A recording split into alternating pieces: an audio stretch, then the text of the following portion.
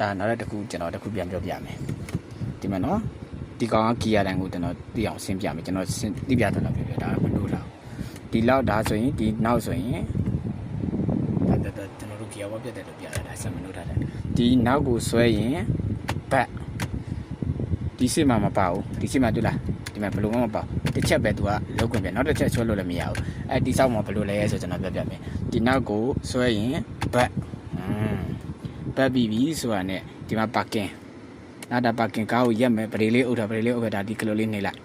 ပါကင်ဒီမှာဘတ်ဆိုတာကသူကပြထားတာပဲရှိသူကမြားဆိုကျွန်တော်တို့တချို့လည်းမြားပြထားတယ်တရားကိုနှိပ်ရမှာလားလို့တချို့တွေကျွန်တော်တို့ထင်ကြတယ်ဒါတကယ်တော့မှားတယ်နော်မှားတယ်သူရဲ့တင်ကေတာကနောက်ကိုပြထားတာကျွန်တော်တို့ရဲ့ဒီနောက်ကိုပြတာနောက်ကိုပြထားတဲ့တရားလေးကိုကန်ပြီးနောက်ကိုဆွဲသူကတင်ကေတာကျွန်တော်တို့မသိတဲ့လူကြဒီကလိုကြည့်နှိပ်ရတာလားလို့ထင်နေတယ် no မဟုတ်ဘူးနော်နောက်တစ်ချက်သူက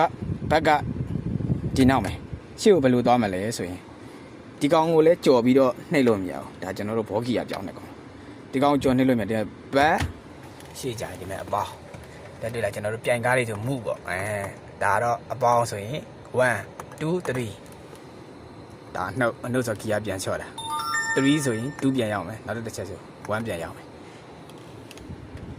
ဘတ်ကိုထိုးရှေ့ကိုသွားခြင်းအပေါင်းလေးကိုနှိပ်ဒီဂျစ်တက်ကွက်ထဲမှာပါဆိုရှေ့ကိုသွားပြီနော်တီးမယ်ဒီဆိုရှေ့အဲ့လိုဒါကိုဒီကောင်ကကျတော့ရှေ့ကိုသွားတာဒါကျတော့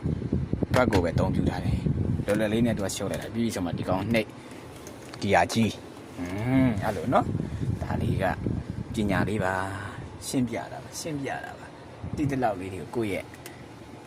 ကားဆရာကြီးတွေတည်အောင်ကျွန်တော်တစ်ချိန်ချင်းမှလူဆိုမော်ဒယ်မြင့်ဆိုမကန်ရဘူးလို့မရှိလို့ကန်ရမှာပဲဟုတ်တယ်မလားကိုတွေးကြုံရတာလေးပြန်ကြည့်ပဲ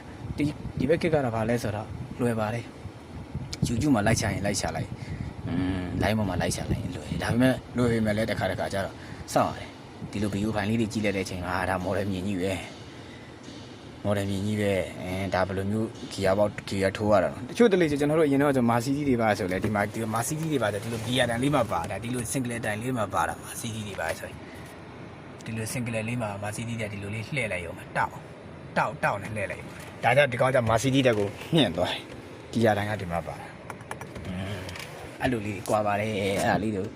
စင်တန်းလေးလောက်တာပါကျေးဇူးတင်ပါတယ်တိတိလောက်လေးတွေဝေမျှပေးတာပါဒါတော့အင်ဂျင်ဝိုင် level ကျွန်တော်တို့စောင့်နေပါတယ်ဝေမျှပေးတာပါဆရာကြီးတော့မဟုတ်ဘူးเนาะကျေးဇူးတင်ပါတယ်ဗျ